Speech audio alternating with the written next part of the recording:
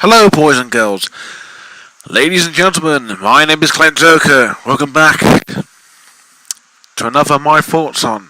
Today, as promised, I'll be talking about Rogue One, a Star Wars story. And I was thinking about doing Force Awakens, but I'll just wait until next episode of Star Wars. So this is the prequel forward slash sequel, even though it is both of them. It's a sequel to Revenge of the Sith, and it's a prequel to A New Hope. And basically, it's about this group who will come together to. It's a little complicated, but I will do it a little simpler. They're trying to get Death Star plans, and they're trying to blow up a base. And while at the same time, they have to find a pilot who can get them into this situation. While at the same time, the main character, Jyn Erso, played by Felicity Jones, has a little bit of a his father is involved in this, not by much, but it does play a part. Honestly, these films are not easy to follow, but basically they just need to get some Death Star plans and, show it to the Resistance so they can fight back the dark side. That's about it, really. Granted, I could go into more detail, but I'm not one of the people that spoil. And I don't want to do what Infinity War did, is by saying spoiler free or no spoilers. Don't worry, I'm not going to do that again. I mean, I normally do warn people, but nowadays they're just expecting people to spoil the heck out of films. Anyways, if you want to know what I thought of Star Wars in general, I mean, it's overrated, but for a good reason. It's a fun, dumb, popcorn-filled, eating popcorn while watching action films. It's a visually surprisingly beautiful looking movie. The original trilogy I like. It's not. I mean, granted, yeah, you can argue it's a very groundbreaking. It's a film that changed the world, film series, I should say, and it's very overrated and very popular. Very. But just because it's popular doesn't mean it's my favourite franchise. I mean, I like them. The original trilogy is good. I'm not too fond of the prequels. Force Awakens was fantastic. Last Jedi, I have mixed feelings about. And then we have Rogue One, just in time for Solo.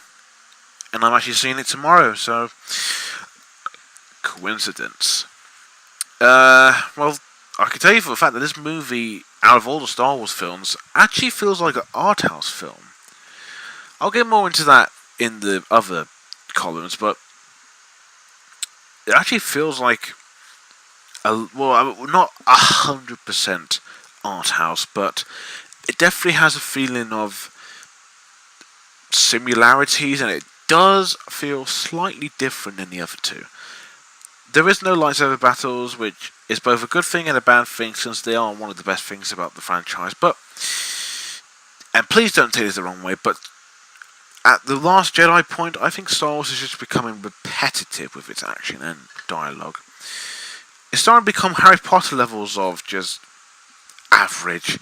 And this movie is rather average. Granted, I do think Force Awakens is probably the most revolutionary and actually feels like a Star Wars film, mostly. But I'm not going to say they're all perfect. This one I thought was a lot more different.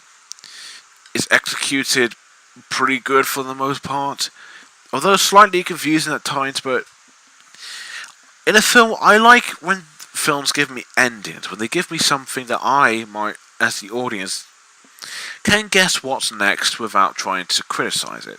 Like, by the end, you can probably guess what happens and how they do it, what's going to happen next and all that. Basically, they just got to get some Death Star plans, destroy a couple of bases, something about Jyn Erso's father. The director Krennic, the main villain of the film, is there as well, who just comes in and out just to prove to Tarkin and Lord Vader as well that he can stop the resistance or the rebels. I mean, everything is all fine, and it's executed pretty good.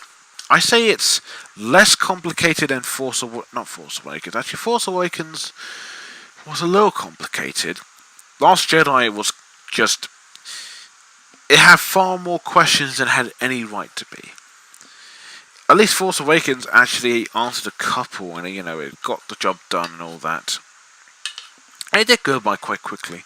This one, same as well.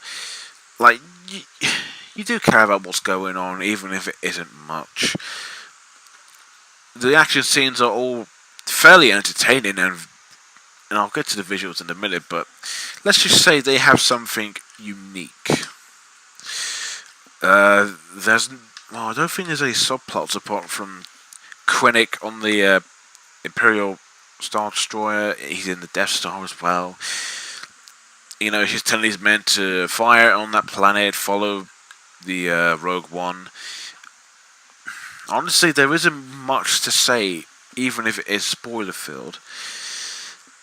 I just don't want to say too much, because I know there are people that have not seen this film. There isn't really much, but it's fairly enjoyable, and it's not groundbreaking filmmaking for Star Wars, but I'll admit it does feel a lot different, and I really hope Solo's just like that. And I like when films in the franchise don't feel formulaic or different. Even if Infinity War and Black Panther are amazing, I will still acknowledge that Infinity War is not groundbreaking, at least. Black Panther I still think is a better film, but that's just me. Visuals and effects. Visually, this is probably the best looking Star Wars film. And when I said art house film, I wasn't joking. This movie looked like Blade Runner 2049, but it's Star Wars 2049. But it's called Rogue One. And visually, it looks absolutely gorgeous. It doesn't feel, well, at times it does feel Star Wars-y, but for the most part, it felt like a completely different standalone film. The effects when they go into these different areas and different environments, it looks beautiful, it looks real, it feels like you're actually in this world. The special effects, the visual effects on K2SO looks great. The monsters, the creatures look pretty good. A little too fakey, but they could have been better. And Grand Moff Tarkin. Oh boy. I mean, granted, I know Peter Cushing, is that the actor's name? I believe so. I know he's passed away and all. And same with Carrie Fisher as well. But, well, I think Carrie Fisher's CG, like, special effect on her, motion capture or whatever, I think it looks fine, but Grand Moff Tarkin looks a little too... Like, you know when you play a game and you watch one of these cutscenes, they look... Like, this is in Quantum Break, yeah. Because you get these cutscenes that look slightly realistic, but they still look like they're made from computers and they're computer generated. Grand Moff Tarkin looks like he was in a cutscene of any game. I wouldn't be surprised if we used him in that very controversial Battlefront 2 or something. I don't know. Again, Carrie Fisher looks fine. She looks okay, but Grand Moff Tarkin is just a little off-putting, to say the least. The action scenes that evolves the visuals and the effects is done just kind of... It's basically what you expect from Star Wars at this point, but it still looks nice, it's still fun to watch, and it still visually looks pleasing. The costumes on all the characters look great as usual, so there's no complaints there.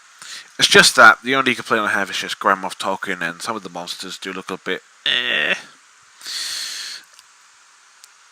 That's about it, really. I mean, I know there's so much going on in this film with visuals and all that, but that's all I can say, really. I mean, when it comes to the scenes that involve them being on, when they're in space, it looks great. When they're on the beach at the end, it looks amazing. At the beginning, it looks very, very good. It looks visually appealing. part it does remind me of Star Wars a little bit, and a little bit of Blade Runner 2049. But visually, the movie I think is, I would say second best, or first or second best to Last Jedi. Last Jedi, while not the best Star Wars film, I think it's visually the best one. Rogue One, I think, is second. And then Force Awakens, and then, I won't go down the list. But visually, the movie does look amazing. And it doesn't disappoint. Okay, apart from Grand Moff Tarkin, which I thought was just kind of, again, it was off-putting. But still, I really like the visual effects. It's definitely not bad, but it's definitely, pleasing. Yeah, that's all I've got to say, really. It's not, like, groundbreaking visuals, but they do look nice to watch. Right, characters and acting. If there's one thing that this film and most of Star Wars, especially with Force Awakens and Last Jedi, but this one actually has this a lot. But character names. I can remember character names if they stick out, if they have names that I can remember. The only names I can remember from this film is K2SO, played by Alan Tuxig, who's actually my favourite character in this film. Jyn Erso, played by Felicity Jones, who was good. Cassian, played by Diego Luna, who was actually quite good. You got the blind man. You got Baze, there we go, who protects him because the guy who says the Force is with me, I'm one with the Force, is blind. There's the pilot they need to find, who's more plot convenience, but he does actually help out quite a bit to help them get into the location where the Death Star plans are. Who else? Director Krennic, the main villain, he is really over the top. Like, I've never seen him this over the top. Well, granted, I do think he's a little more over the top than Ready Player One, which is just different. I was trying to think who else. Right, there's the Rebels. Yeah, they're just there. The dark side's just there. Darth Vader does actually make a appearance here. It's not like a big appearance, but it's more. It's a key role. I think that's probably the most accurate way to put it. Yeah. So yeah, my favorite character is K2SO, who I thought was funny, likable, and actually is one character I loved. Jyn Erso I thought was a great character. I liked Diego Luna's character. I like all of them, but those three just kind of stand out. Oh, and Krennic I thought was just because he's over the top. I do like how the film ended with these characters, and I'm glad it actually does take risks. And I'm glad they are somewhat very well established characters, even though Diego Luna's character could use a little more since we don't know too much about him. But it is just a film kind of on its own, even though it's a prequel and a sequel. But oh well, not all your heroes have to end happily. The acting for everyone is pretty much solid. I like Felicity Jones, even though I do think she's a little too basic. She's definitely no Daisy Ridley, but I think she's serviceable. Diego Luna is entertaining as always. Alan Tuskik, the person who is voicing K2SO, he's also a Disney's Lucky Charm. He was King Candy from Wreck-It Ralph. He was the Duke of Whistleton from Frozen, and Duke Whistleton from Zootopia, play on words, ha ha ha. He was that robot character from that Will Smith movie, I, Robot. The guy who plays Krennic I thought was terrific, and I think his role in Ready Player One is better, but I do think his over the top levels here is pretty extreme, to say the least. Everyone else does a fine job. Darth Vader with the voice of James Earl Jones, fucking fantastic. I'm glad he's back because I'm glad you can get one of the original voices for him to be in this film. That's incredible. The other minor characters in the film, like the rebels, the stormtroopers, Grand Moff Tarkin, Carrie Fisher, everyone is fine. Everyone is pretty good, but mostly mostly the acting's good, but it does come off as a bit standard. So I've got to say, really. Side note, the score by Michael Giacchio. You'll probably see his name in most films. He's actually one of the biggest composers. He's like everywhere, and his scores are always amazing. For example, the Planet of the Apes films, Rise, Dawn, and War. Spider-Man: Homecoming. He did Inside Out. He did Zootopia. He's done this movie. He's done... What else has he done? He's done quite a bit. He's done Up. He's done the first Incredibles, and I presume the second Incredibles. Can't think of anything else. I think he's done the score for that Star Trek Beyond movie. I think that's about it, but I know there's more, but that's all I can think of. So yeah, Rogue One. Not a perfect Star Wars film. I mean, it's the second best? I don't know, because I'm not too fond of Star Wars, but I think it's second best. Force Awakens, this, Last Jedi, and then you got the original trilogy. The prequels will be at the bottom, to say the least, and I don't know where Solo's going to be. I'll have to find out. So, with a fairly good executed story that does take risks, thank goodness, with some visually pleasing effects, and the CGI is great. Characters that you'll love to care, that you'll, well, I wouldn't say relate to, but they're characters you'll probably fall in love with. K2SO is probably the biggest standout for me, but I do like Jyn Erso. I also liked Diego Luna's character. I like the Krennic as well. I liked all of them, but those four just stand out for me. And the score by Michael Gianncio, I'll just call him Michael, is pretty fucking amazing. And a little bit of John Williams there as well, which I presume he did take part in. I mean, he's not like the main composer, but it sounded like he was involved in the music a little bit. So yeah, if you like the Star Wars trilogy, if you think this one will be a good conclusive between the prequels and the original trilogy, give it a watch. It's not amazing, but it's a great film. It's a great, fun, entertaining, really enjoyable film that I think everyone or most people would just like. I was going to give it an 8 out of 10, but after seeing it for, I think, because I saw it in cinemas once, second time on DVD, I say 8.1 or 8.2. Actually, I'm going to go with 8.2 because it's a bit fair. So, yeah, next is Solo, which is tomorrow, and I'll probably do the review on Sunday. However, if I actually have time tomorrow, and depending on what time I get back from the cinema, then I'll try and do a review then. So, let me know what you think of this film.